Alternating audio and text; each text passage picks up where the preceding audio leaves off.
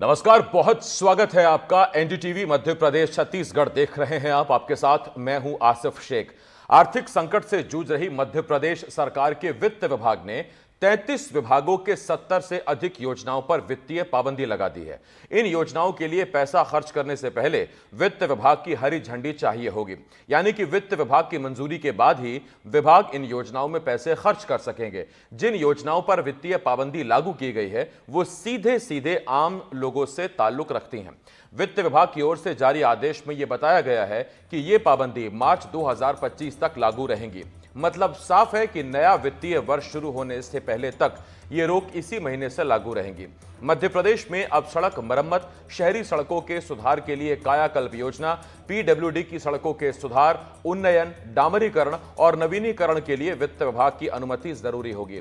मुख्यमंत्री बालिका स्कूटी योजना, लाखों किसानों में बंटने वाला 1000 करोड़ के करीब बोनस का पैसा, मुख्यमंत्री कृषक फसल उपार्जन सहायता योजना, प्रधानमंत्री फसल बीमा योजना, संबल योजना, अब वित्त विभाग की बिना मंजूरी के खजाने से पैसा नहीं निकलेगा।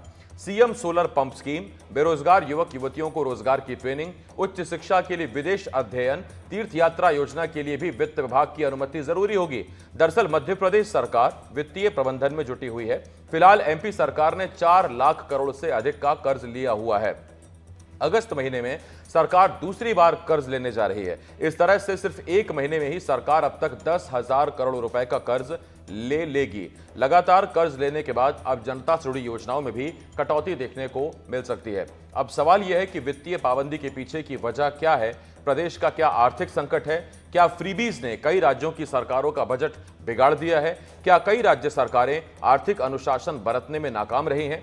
क्या फ्रीबीज के खिलाफ राजनीतिक सहमति का समय आ गया है? क्या लोगों को समझना होगा कि फ्रीबीज की कीमत भी उन्हें ही चुकानी होगी? ये वो तमाम सवाल हैं जिनके जवाब जानने की कोशिश करेंगे। एक खास पैनल भी हमारे साथ जुड़ेगा। लेकिन जैसा हमने आपको बताया कि फिलहाल स्थिति यह है कि 70 से ज्यादा योजनाओं पर कटौती भी आप इसे कह सकते हैं, क्योंकि अब वित्त विभाग की योजना की मंजूरी के बाद ही इन योजनाओं में पैसा जारी किया जाएगा। तो ये हमने आपको बताया और कई सवाल भी हमने खड़े किए और सवाल बड़े सीधे सीधे से आ गए हैं कि क्या फ्री बीज की वजह से यह हालत हो रही है, यानी कि वो योजनाएं जिसमें मुफ्त मुफ्त मुफ्त का सेल लगी रहती है और उसकी वजह से यह हालत हुई है। हमारे साथ एक खास पैनल जुड़ रहा है। कांग्रेस की तरफ से सीनियर लीडर भूपेंद्र गुप्ता जी हमें ज्वाइन कर रहे हैं, बीजेपी की तरफ से प्रवक्ता मिलन भार्गव जी हमें ज्वाइन कर रहे हैं, वरिष्ठ पत्रकार सरमन नगेली जी हमें ज्वाइन कर रहे हैं और साथ ही साथ हमारे संवाददाता आकाश द्विवेदी भी इस वक्त इस चर्चा में हमारे साथ जुड़ रहे हैं। सबसे पहले मैं जरा बीजेपी से सवाल पूछना चाहूंगा मिलन भार्गव जी से। मिलन जी, आज तारीख हो गई 26। आम आदमी की 25-26 तारीख तक आते आते थोड़ा हालत टाइट हो जाती है आर्थिक स्थिति में, वो तो समझते हैं। सरकार के साथ भी यही हो रहा है क्या? देखिए आसिफ भाई, एक तो आपका प्रतिष्ठित बड़ा चैनल है और आपके यहाँ बड़ी सारगर्भित चर्चा होती है। इस उम्मीद से मैं आपसे एक उस आदेश की चर्चा जरूर करना चाहूंगा जिस आदेश को लेकर चर्चा हो रही है। उस आदेश का पत्र मीडिया के सभी सहयोगियों के पास है, तो उसको दिखाया जाए और उसमें कहा यह है कि पाबंदी लगाई गई या किसी योजना को बंद किया जा रहा है या कटौती की जा रही है, ये स्पष्ट करना चाहिए। क्योंकि ये इस प्रकार का नैरेटिव नकारात्मक होगा और गलत जाएगा। अर्थ का अनर्थ मत करिए, मेरी दरख्वास्त है। सरकार किसी भी प्रकार की योजनाओं पे कटौती नहीं कर रही है। एक व्यक्ति प्रबंधन है, कार्य योजना का हिस्सा है जो हर सरकार हर विभाग करता है। और मुझे लगता है कि सही नैरेटिव दिखाने की उस पत्र की एक ठीक, एक मिलन अक्षर जी, एक मैंने शब्द आपको बड़ी ध्यान को से यहाँ सुना। दिखाया जाए तो ज्यादा मैं अच्छा आपसे हो। ये कहना चाहता हूं सर, पहली बात, मैंने कहीं नहीं कहा कि कटौती की जा रही है। हमने ये कहा कि वित्त विभाग की मंजूरी चाहिए होगी। तो मेरा सवाल आपसे ये है, क्या पहले वित्त विभाग की मंजूरी के बिना योजनाएं चल रही थी, या अब अगर वित्त विभाग की मंजूरी चाहिए तो ऐसा क्या है कि वित्त विभाग की मंजूरी अलग से विशेष तौर पर चाहिए? मैं वही कह रहा हूँ, आपके ही उस पर टेक्स्ट में पढ़ रहा हूँ। आपके यहाँ चल रहा है पाबंदी लगा दी। किसी प्रकार की पाबंदी नहीं, इसलिए विनम्र निवेदन है इसको सही किया जाए, सुधारा जाए और उस पत्र को ठीक से पढ़ा जाए। उसमें वित्तीय कार्य योजना का एक हिस्सा है जो 2024 से लेकर 2025 के वित्तीय वर्ष तक है, ना कि कोई पाबंदी है। जब पाबंदी लगे तब ये कहना उचित होगा कि योजनाओं को बंद किया जा रहा है। देखिए, मध्य प्रदेश सरकार स्पष्ट कर चुकी है, माननीय मुख्यमंत्री डॉक्टर मोहन यादव जी स्पष्ट कर चुके हैं, हमारी जनहितैषी योजना एक एक क्रियान्वित रहेंगी। हम क्रियान्वित कर चुके। कांग्रेस पार्टी ने लाख कोशिश कर ली चुनाव में कि साहब योजना बंद हो जाएंगी, सारी योजनाएं बंद हो जाएंगी। प्रत्येक लाडली बहना के खाते में पैसा जा रहा। रक्षाबंधन का पर्व अभी क्या है, ₹250 अतिरिक्त दिए हैं। ₹1500 की राशि हमने प्रत्येक बहना को दी है, जो बताता है कि मध्य प्रदेश की वित्तीय स्थिति अच्छी है। और अभी 4 दिन पहले हमने लघु वनोपज से जुड़े हुए हमारे जो हितग्राही हैं, उनको भी बोनस बांटा। तो बोनस ठीक। तो वही बांटता है जिसके पास अतिरिक्त रेवेन्यू आए। तो ये नहीं, सरकार तो बहुत अतिरिक्त वित्तीय रेवेन्यू प्रबंधन के है साथ तो चल फिर रही है, बेहतर चल रही है। ये किसी मंजूरी गलत या नैरेटिव ना इजाजत की फैलाया आवश्यकता जाए क्यों है, तो जरा बेहतर पूछ लेता हूं। सरमन जी, वरिष्ठ पत्रकार सरमन नगेले सर हमारे साथ जुड़े हुए हैं। सरमन सर, मेरा सवाल यह है कि ये जो लाडली बहनाओं पर लाड़ बरसाया गया, इसके अलावा जो फ्रीबीज का जो ये आजकल सियासी दलों का एक वो शगुफा है, क्या उसी ने ये हालत कर दी है? देखिए आसिफ जी, आंशिक असर तो पड़ता है। हम्म। और सबसे ज्यादा असर अब इसलिए पड़ने लगा है कि देश के प्रधानमंत्री माननीय नरेंद्र मोदी जी ने पार्लियामेंट में इस बात का उल्लेख किया है कि जो भी इस तरह की योजनाएं जिसको कि लोग फ्रीबीज कहते हैं, मैं तो उसको एक जन कल्याणकारी योजना मानता हूं। हम्म। तो उसमें जो पैसा जाता है, राज्य सरकार अपने संसाधनों से उस योजना को चलाए, चाहे लाडली बहना योजना हो या इत्यादि जो भी हो। तो ये माननीय मोदी जी ने कह दिया हम कोई बजट नहीं देंगे, तो उसका असर तो पड़ता है, आंशिक पड़ता है वो।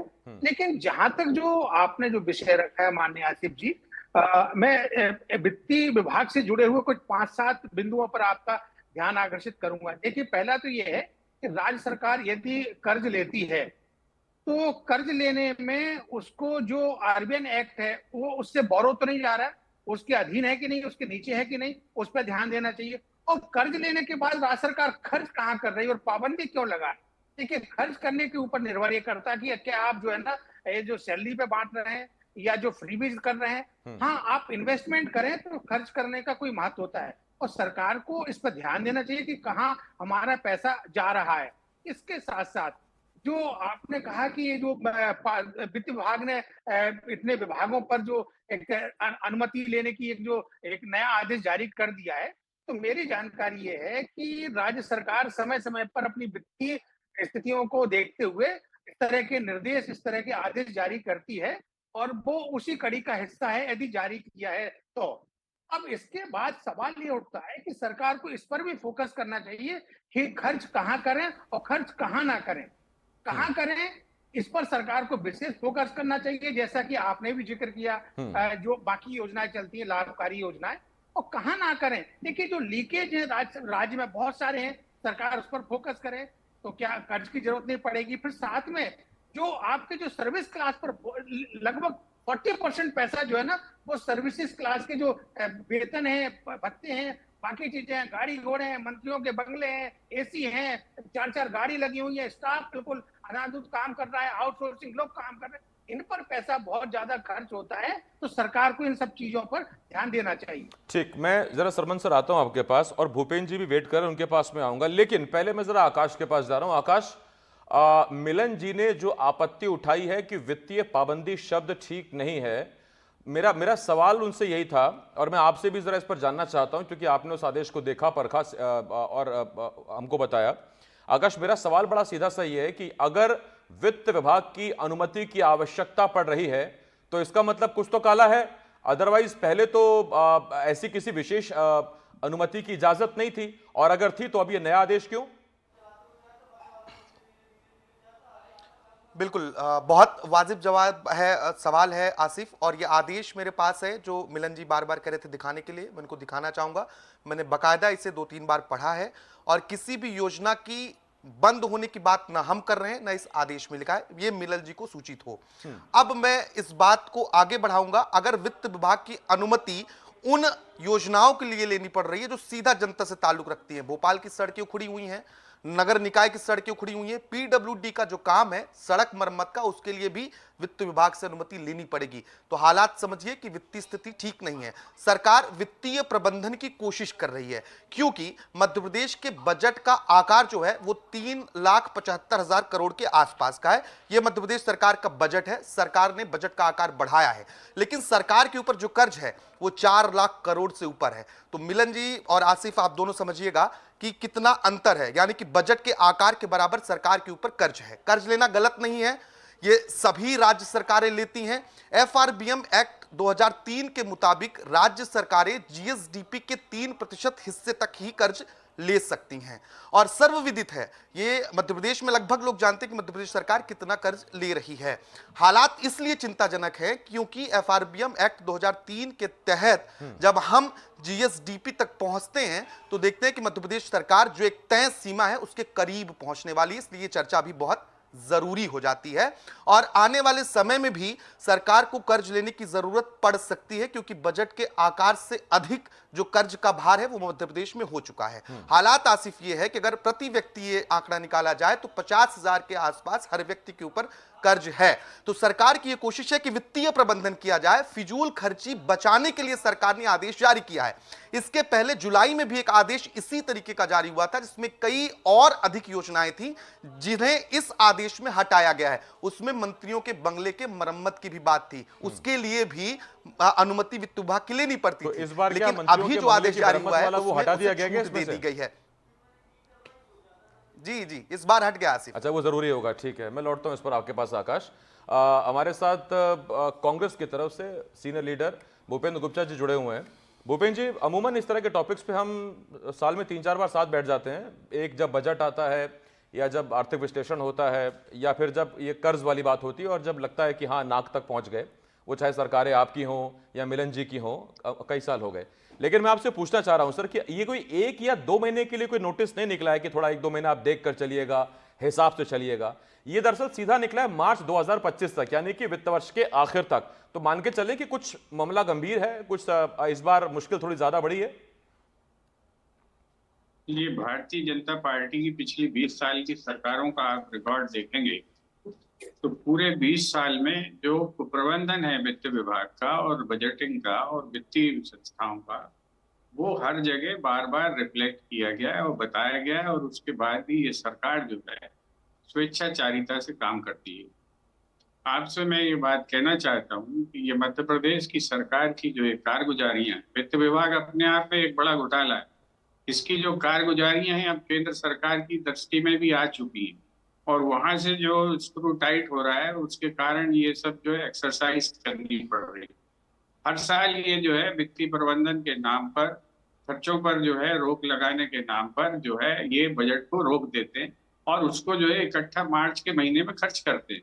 और मार्च के महीने में खर्च करने की इनकी जो बदनीयती होती है कि सटासट, वो जो खटाखट डायलॉग हमारा है लेकिन ये खटाखट ये करते हैं और उस पैसे को जो है एक ही महीने में समाप्त करने की चेष्टा करते हैं, जिसके कारण हालात इतने बुरे हैं कि आपको बताएं कि पिछले बजट में सरकार का लगभग जो है 15,000 करोड़ से ज्यादा रुपया लैप्स हो गया, क्योंकि ये जो है उसको खटाखट नहीं कर पाए और खटाखट नहीं कर पाने के कारण उसका जो एप्रोप्रिएशन था वो जो है नहीं हो पाया और उस पैसे को लैप्स हो गया। आपको ये मालूम नहीं होगा कि मध्य प्रदेश सरकार के पर्सनल डिपॉजिट अकाउंट्स ये इंगित हो चुका है, केंद्र की नजर में है। 3-3 साल से इनऑपरेटिव पड़े हुए, उसमें जो है अनुदान का पैसा जमा कर दिया और भूल ही गए कि हमारा पैसा कहीं पर जमा है। और आपको बड़ा मजाक इस सरकार का मैं बताता हूँ, ये कर्जा लेकर जनता को तो ठग रहे हैं, जनता के ऊपर बोझा डाल रहे हैं, लेकिन इनकी स्वयं की जो दक्षता है वो इतनी कमजोर है कि आप कल्पना नहीं कर सकते। मैं आपको एक फिगर देना चाहता हूँ, धारा 204 और 205(1)(b) के अंतर्गत सरकार को जो है हर साल इस बात की जानकारी देना पड़ती है कि उसके पास जो उन्होंने एप्रोप्रिएशन किया हुआ है उस एप्रोप्रिएशन के लिए जो है लेजिस्लेशन से, असेंबली से उसकी परमिशन लेनी पड़ती, अनुमति लेनी पड़ती। क्या आप इमेजिन कर सकते हैं कि किसी राज्य सरकार में इतनी मनमर्जी का सरकार चल रही है, इतनी मनमर्जी का हिसाब किताब चल रहा है कि 1678 करोड़ रुपए की एप्रोप्रिएशन को लेजिस्लेटिव से जो है असेंबली से अप्रूव करवाना है 2011-12 से। आज हम 2024 में खड़े हैं। 14 साल से इस सरकार ने अपने इस वित्तीय दायित्व का निर्वहन नहीं किया है। ये सरकार एक खोखली सरकार, ये सरकार जनता को ठगने की चेष्टा करने वाली सरकार। ये मैं आंकड़े वो दे रहा हूँ जो अलार्मिंग है। एक आपने आंकड़ा दिया भूपेंद्र सर, 15,000 करोड़ पिछले साल लैप्स हो गया, ये बड़ा आंकड़ा है। जरा मैं इस पर मिलन सर से एक प्रतिक्रिया ले लूं भूपेंद्र जी, इस पर मैं आता हूं आपके पास। आप फिर बाद में प्रतिक्रिया लें, मेरी बात पूरी हो जाने। अरे भूपेंद्र जी दोबारा भी तो आऊंगा सर, या एक बारी में ही बोलेंगे? मेरी बात पूरी हो जाने दें जी। ये बात मैं प्रदेश के हित में कह रहा हूँ, ये बीजेपी कांग्रेस का मसला नहीं है, इस जो है कुप्रबंधन पर अगर इस कोई सरकार का समझदार व्यक्ति मेरी बात सुन रहा है तो उसको इस पर इमीडिएटली एक्ट करना चाहिए। और मेरे ठीक, पास मैं बहुत भूपेंद्र जी सारे इस पे आता सर्कुलर्स हैं हूं। मिलन सर, नॉमिनेटेड। ये जो भूपेंद्र सर ने बताया कि पिछली बार 15,000 करोड़ आपकी योजनाओं में क्योंकि खर्च नहीं हो पाया सरकारी राशि, तो वो लैप्स हुआ, तो इस बार क्या सारी राशि पहले ही खर्च कर ली शुरू के 4-5 महीनों में ही? और अगर खर्च नहीं की है और योजनाओं पर अगर इस तरह से वित्तीय संकट रहेगा, अनुमति आवश्यक होगी, तो फिर तो और चांसेस हैं कि इस बार और पैसा लैप्स होगा। यह अभी उतना आवंटन हुआ ही नहीं है कि लैप्स हो। देखिए आसिफ जी, एक बात से तो स्पष्ट हो गया, जैसा कि मेरा दरख्वास्त थी, विनम्र निवेदन था कि इस डिबेट में ये चर्चा जरूर होनी चाहिए कि पाबंदी किसी योजना पे नहीं लगी। ना ही मध्य प्रदेश सरकार किसी योजना को बंद करना चाह रही है, क्लेरिफाई हो गया। आकाश जी ने भी इसको स्वीकार कर दिया। दूसरी बात अब आती है कर्ज लेने की बात। तो मैं भूपेंद्र जी को चैलेंज देता हूं, आपकी तात्कालीन सरकारों में किसी एक सरकार का नाम बता दीजिए जिसने कभी कर्जा नहीं लिया। जिन राज्यों में आपकी सरकार है वहां कर्जा नहीं लिया जा रहा हो। देखिए, कर्ज लेना एक वित्तीय प्रबंधन है जिसमें कर का भार जनता पे ज्यादा ना आए और सरकार अपनी योजना से उस भार को लेकर किस प्रकार से जरूरत पूरी करते हुए विकास के जो काम है उनको कर पाए। और जितनी भी जनहितैषी योजनाएं हैं, चाहे वो गरीब मिलन को सर, घर थोड़ा देने सा की मुझे बात आप ये हो, गरीब समझाएंगे, के घर आप में जो कह जल रहे हैं पहुंचाने कि की बात हो, जनता पर हर उस पर गरीब भार के ना आए। बच्चे को मैं आपसे उच्च पूछना स्तर की चाहता हूं, शिक्षा दो और स्वास्थ्य सरकारें हैं, सेवा एक देने की राजस्थान बात। और एक मध्य अंत में प्रदेश। मेरी बात पूरी नहीं हुई। आप ही से पूछ रहा हूं, अपनी बात पूरी कीजिएगा, उस पर बस मेरा सवाल ऐड कर लीजिए। दो सरकारों जी। का एग्जांपल देता हूं, एक राजस्थान और एक मध्य प्रदेश और एक महाराष्ट्र भी ले लीजिए। ये तीनों सरकारें, तीनों राज्यों को मैंने इसलिए कहा है क्योंकि यहां पेट्रोल सबसे महंगा है और उसकी कीमत आम आदमी चुकाता है। अगर प्रबंधन इतना ही बेहतर है तो कुछ कम से कम राहत दीजिए, पेट्रोल सस्ता कीजिए। वहां सरकारें आप ही की हैं। देखिए, इसका जवाब जनता दे चुकी है। जो पेट्रोल के दाम आज हैं उससे पहले भी थे और 163 सीट के साथ 29 कमल मध्य प्रदेश में खिल गए।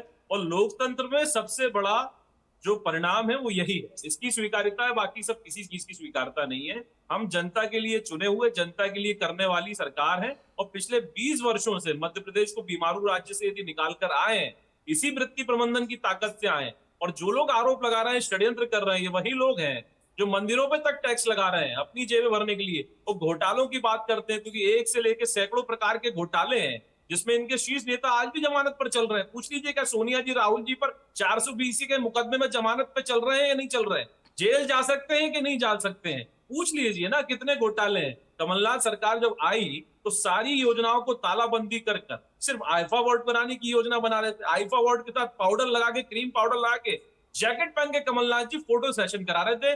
गरीब की थाली बंद कर दी। बच्चों को मिलने वाले लैपटॉप, साइकिल जैसी योजनाओं पर तालाबंदी कर ये किस दिशा में ले जा रहे थे। लेकिन हम सारी योजनाओं के साथ मध्य प्रदेश में उद्योग भी स्थापित हो, सड़कें भी बने और बिजली भी 24 घंटे मिले। और जिस प्रकार से सफलता के साथ प्रत्येक व्यक्ति को उसके मान के साथ, सम्मान के साथ, उसकी जो मूलभूत आवश्यकता है उसकी पूर्ति करने के लिए सरकार बढ़ रही है। मिलन और जी, ये मैं इस पे आता हूं व्यक्ति आपके पास। जरा मुझे वरिष्ठ पत्रकार सरमन जी से एक सवाल पूछना है। जो आरोप लगाता है ये जवाब सरमन नहीं दे सर, पाएगा। जैसा चुनाव के नतीजों पर मिलन जी का पूरा फोकस था और एक सियासी दल का होना भी चाहिए, भूपेंद्र सर आता हूं मैं इसके बाद आपके पास, होना भी चाहिए, क्योंकि सियासी दल कवायदें या कसरत ही ऐसी करते हैं कि उसका राजनीतिक मुनाफा मिले। मेरा सवाल आपसे यह है, क्या इसी राजनीतिक मुनाफे के चक्कर में स्थिति ये हो गई कि जो हम पढ़ते थे अर्थशास्त्र में कि आपको पूंजीगत व्यय करना चाहिए, राजस्व व्यय चूंकि अगर हो जाए तो फिर लौटने की संभावनाएं नहीं रहती हैं, नतीजा आप कर्ज में फिर समाते जाते हैं, कर्ज के भरोसे होते जाते हैं। तो वो सब जितने वो नियम थे और वो जितनी वो बताई जाती थी, पढ़ाई जाती थी, वो चीजें सब इसी की भेंट चढ़ गई क्या कि बस मुनाफा मिले, वोट मिले, वो चाहे बीजेपी हो चाहे कांग्रेस?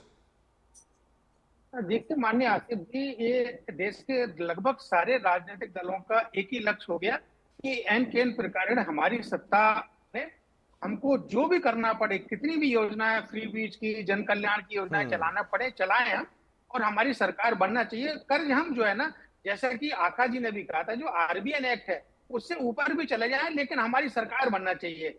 तो और मैं आपकी जानकारी में लाऊं माननीय आसिफ जी, देखिए सरकार जो अभी वित्तीय जो पाबंदी लगाई है, देखिए यदि खर्च होगा तो वो खर्च मध्य प्रदेश में ही होगा। वो खर्च होने के बाद जीएसटी में जाएगा, जीएसटी के बाद वो मध्य प्रदेश में वापस भी लौटेगा। तो खर्च होता है तो उससे रोटेशन आता है, आर्थिक गतिविधि बढ़ती है और राज्य के विकास में वो सहायक सिद्ध होता है। तीसरी बात, सरकारें क्या करती हैं कि जब उनके पास पैसा होता है, जैसे कि सामान्य उदाहरण बताऊं, आपके पास आसिफ जी 100 रुपए होंगे तो आप जो है ना 75 खर्च करेंगे, 25 बचाएंगे। बिल्कुल। सरकार के पास 100 रुपए रहते तो 100 का 100 खर्च कर देते। और सरकार 20 कर्जा बचाने के लेके वो भी खर्च उपक्रम, करते हैं फिर। वो तो आपके समक्ष मैंने बता ही दिया पहले। सरकार कभी 25 रुपए बचाने, 10 रुपए बचाने, 5 रुपए बचाने का उपक्रम नहीं करती है। और मैं फिर एक अंतिम बात कह रहा हूं कि सरकार को खर्च कहां करना है इस पर फोकस करना चाहिए। खर्च पर कटौती करें, इस पर फोकस करने की बजाय कहां करना है उस पर फोकस करना चाहिए। ठीक, मैं इस पर आ रहा हूं आकाश। आकाश, मेरा एक सवाल है आपसे। देखिए, कर्ज को लेके ये एक्ट, और हम ओवर नहीं जा रहे, ओवरड्राफ्ट नहीं है, जितनी हमारी सीमाएं हैं हम उसमें हैं, आरबीआई की जो गाइडलाइंस हैं हम उसके अंदर कर्ज ले रहे हैं। लेकिन आम आदमी जो ये एफआरबीएम एक्ट नहीं जानता या चीजें नहीं जानता, वो तो यही सुन के हैरान रह जाएगा कि आपका बजट है कुल 4.25 लाख करोड़ और आप पर कर्ज है 4 लाख करोड़। तो वो जब ये सुनेगा आंकड़ा, तो उसके बाद उसके तो वैसे ही सर के ऊपर से निकल जाएगा, जिसे हम कहते हैं बाउंसर निकल जाएगी ये।